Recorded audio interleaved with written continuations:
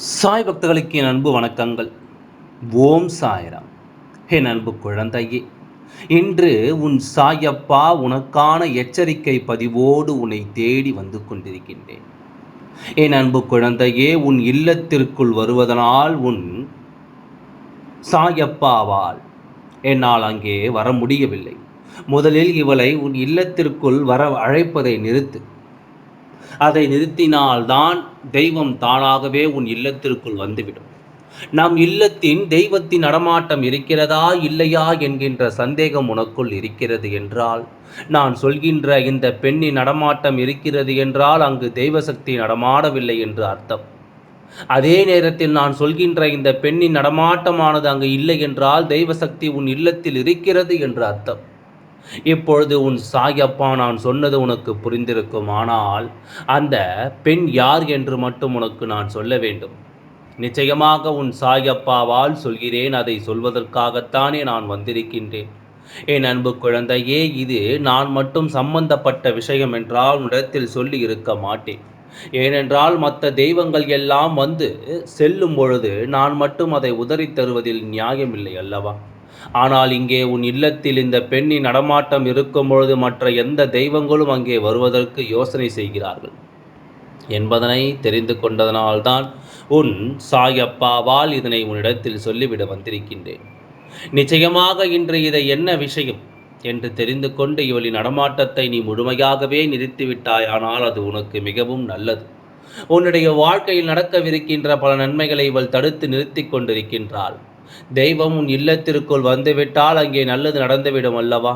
அதனால் இவள் இது போன்ற காரியங்களை செய்து கொண்டிருக்கின்றாள். இவள் உன் இல்லத்திற்கு எப்பொழுது வருவது கிடையாது. ஆனால் உன் இல்லத்தில் எப்பொழுதும் சண்டைகளும் சச்சரவுகளும் நடக்கின்றதோ அல்லது அதிகமான மகிழ்ச்சியான சத்தம் கேட்கின்றதோ அந்த நேரத்தில் எங்கிருந்தாலும் வருவாள் என்று தெரியாது. ஓடோடி உன் இல்லத்திற்குள் வந்து விடுவாள். உன்னிடத்தில் என்றென்றும் எதுவென்றும் துருவி துருவி கேள்வி கேட்பாள். எதற்காக சிரித்தீர்கள் அல்லது எதற்காக இப்பொழுது அழுதீர்கள், ஏன் இந்த சத்தம் என்று, அங்கு என்ன நடக்கிறது என்பதனை கேள்வி மேல் கேள்வி கேட்டு தொலைத்தெடுத்து விடுவாள். என்ன நடக்கிறது என்பதனை அவள் தெரிந்து கொள்வாள். இப்பேற்பட்ட ஒரு வாழ்க்கையில் உனக்காக இருந்து உன்னுடைய கஷ்டங்களை மேலும் மேலும் அதிகப்படுத்தி கொண்டிருக்கின்ற இந்த பெண் யார் என்பதனை நீ தெரிந்து கொள்ள வேண்டும் அல்லவா? இப்பேற்பட்ட ஒருவரை நீ உள்ளே அனுமதிக்கும் பொழுது தெய்வம் எப்படி அங்கே வர முடியும்? எதிர்மறையான எண்ணங்களும் தேவையில்லாத விஷயங்களும் மனதில் தூக்கி சுமந்து கொண்டு வருகின்ற இந்த பெண்ணை தெய்வம் எப்படி உள்ளே அனுமதிக்க உனக்கு உத்தரவு கொடுக்கும்? நிச்சயமாக தெய்வம் அதற்கு ஒருபொழுதும் உனக்கு செவி சாய்க்காது. என் குழந்தையே, நல்ல எண்ணங்களும் நல்ல சிந்தனைகளும் கொண்டவர்களே நாம் எங்கேயே அனுமதிக்க தவறி விடுகின்றோம். அவர்கள் பேசுகின்ற வார்த்தைகளை நாம் ஏற்றுக்கொள்ள மறுக்கின்றோம். அவர்கள் சொல்கின்ற விஷயங்கள் எல்லாமே நமக்கு தேவையானது இல்லை என்று சொல்லி அவர்களை நாம் உதாசீனம் செய்கின்றோம். ஆனால் இது போன்று கெட்ட எண்ணங்களோடு வருகின்றவர்களை உள்ளே அனுமதித்து அவர்களுக்கு அதிகமான இடத்தை நாம் கொடுக்கின்றோம். இப்பேற்பட்ட விஷயங்களை செய்துவிட்டு அதன் பிறகு நமக்கு இப்படி நடந்துவிட்டது அப்படி நடந்துவிட்டது என்று சொல்லி புலம்புவதில் என்ன லாபம் இருக்கின்றது? என் அன்பு குழந்தையே, முதலில் ஒரு விஷயத்தை புரிந்து கொள். உன் இல்லத்தில் பிரச்சனைகள் அடிக்கடி தொடர்ந்து வருகிறது என்றால் அதற்கு இது போன்றவர்களுடைய செயல்பாடுகளும் ஒரு காரணம்தான் என்பதனை புரிந்து கொள்.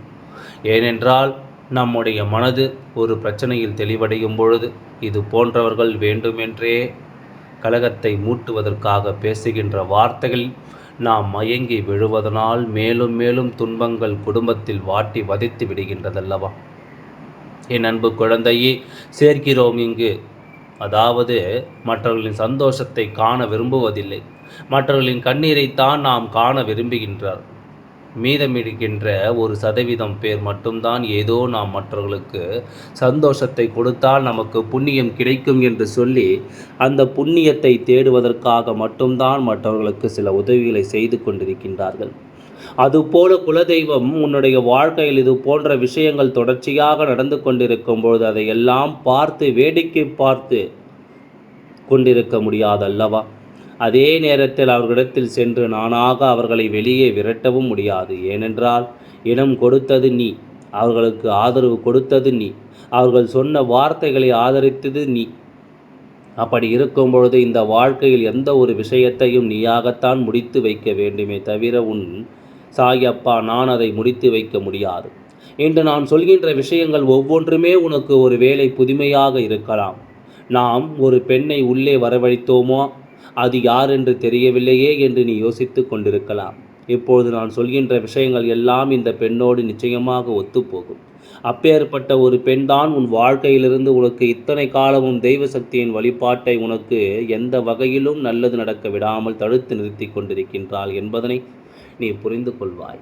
என் அன்பு குழந்தையே, உன்னுடைய இல்லத்திற்கு மிகவும் அருகாமையில் இருக்கின்ற உன்னுடைய உறவுக்கார பெண் உன் இல்லத்தில் சண்டைகள் சச்சரவுகள் என்று ஏதாவது வந்துவிட்டால் ஓடோடி வந்து உள்ளே தானும் சேர்ந்து கொண்டு நியாயம் பேசிக்கொண்டவள். அது மட்டுமல்ல, உன்னுடைய இல்லத்தில் சந்தோஷமான ஒரு விஷயம் நடக்கிறது, எல்லோரும் மன மகிழ்ச்சியோடு இருக்கிறார்கள் என்றால் உடனடியாக அங்கே ஓடி வந்து ஏதாவது ஒரு விஷயம் உன்னுடைய மனது கஷ்டப்படும்படி சொல்லிவிட்டு அங்கிருந்து செல்ல வேண்டியது. இது போன்ற காரியத்தை தொடர்ச்சியாக இந்த பெண் உன் வாழ்க்கையில் செய்து கொண்டிருக்கின்றாள். உனக்கு மனதிற்குள் கோபம் வரும்படி பலவிதமான சூழ்ச்சிகளை அவள் செய்து கொண்டிருக்கின்றாள். ஆனாலும் அவர்களின் மீது உனக்கு சந்தேகம் வராததற்கு காரணம் எப்பொழுதுமே அவர்களோடு தான் நாம் பேசிக்கொண்டிருக்கின்றோம். எல்லா விஷயங்களையும் அவர்களோடு தான் நாம் பகிர்ந்து கொண்டிருக்கின்றோம். அப்படி இருக்கும்பொழுது இவரிடத்தில் நாம் எதை சொல்ல முடியும்? எந்த விஷயத்தை பகிர்ந்து கொள்ள முடியும்? நாம் நமக்கென்று ஒரு துணையை யாரும் இல்லாத பொழுது நாம் யாரிடத்தில் இதையெல்லாம் பகிர்ந்து கொள்வது என்று சொல்லி என் குழந்தை அதை பெரிதாக கண்டு கொள்ளாமல், நீயும் அவர்களை பெரிதாக கணக்கில் கொள்ளாமல் பழக்கத்தை மட்டும் தொடர்ந்து கொண்டு வருகிறாய்.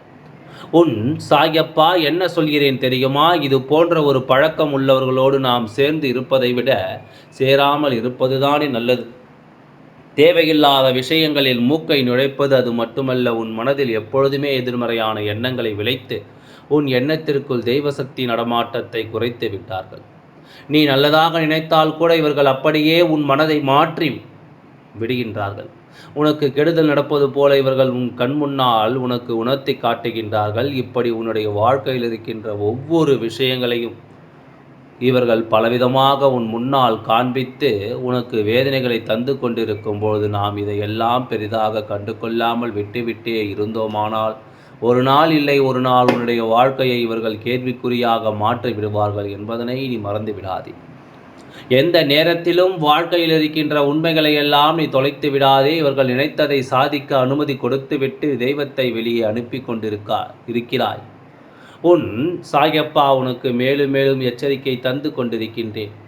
இவர்களுடைய எண்ணங்கள் பொய்யாக வேண்டும். இவர்கள் நினைத்தது எல்லாம் உன் வாழ்க்கையில் அரங்கேறாமல் போக வேண்டும்.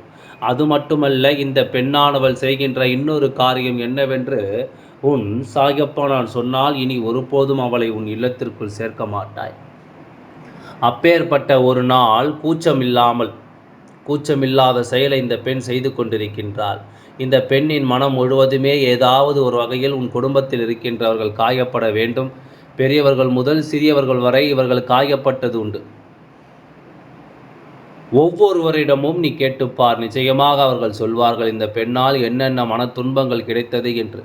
இதிலிருந்து உன்னுடைய வாழ்க்கையை நீ நிச்சயமாக மீட்டெடுத்து விட வேண்டும். அதே நேரத்தில் இந்த பெண் செய்கின்ற இன்னொரு விஷயம், உன் இல்லத்திற்குள் யார் வருகிறார்கள், உன் இல்லத்தில் இருந்து யார் செல்கின்றார்கள், அவர்கள் என்ன எண்ணங்களோடு வருகின்றார்கள், இவர் எப்படி வந்தார்கள், இவர்கள் இல்லத்திற்கு வருவதற்கு என்ன காரணம் என்று சொல்லி நோட்டமிட்டு கொண்டிருக்கின்றார்கள். இது நோட்டமிட்டால் மட்டும் பரவாயில்லை. ஆனால் யார் ஒருவர் உன் இல்லத்திற்குள் வந்தார்களோ அவர்களுக்கு எப்பொழுதும் உனக்கு ஆகாத எதிரியிடம் சொல்லி கொடுத்து விடுகின்றார்கள். கேட்டாயா? உன்னுடைய நெருக்கமானவர் இவர்கள் இல்லத்திற்குள் வந்து செல்கின்றார்கள், அப்படியானால் அவர்கள் உனக்கு உண்மையாக இல்லை என்று சொல்லி கொடுக்கின்றார்கள்.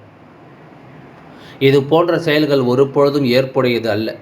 யார் உன் இல்லத்திற்குள் வந்தார்களோ, யார் உன் குடும்பத்திற்குள் அன்று வந்து மன மகிழ்ச்சியோடு பேசி சென்றார்களோ, அவர்கள் அங்கிருந்து வெளியில் செல்லும் பொழுது அவர்கள் வாழ்க்கையில் ஒரு மிகப்பெரிய பிரச்சனை ஒன்று இந்த பெண்ணால் ஏற்படுத்தி கொடுக்கப்படுகின்றது.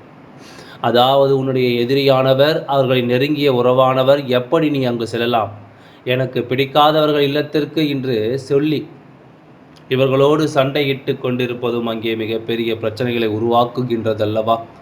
இப்பேற்பட்ட ஒரு மோசமான குணத்தை கொண்ட இந்த பெண்ணை உன்னுடைய இல்லத்திற்குள் ஒருபொழுதும் நீ அனுமதிக்க கூடாது.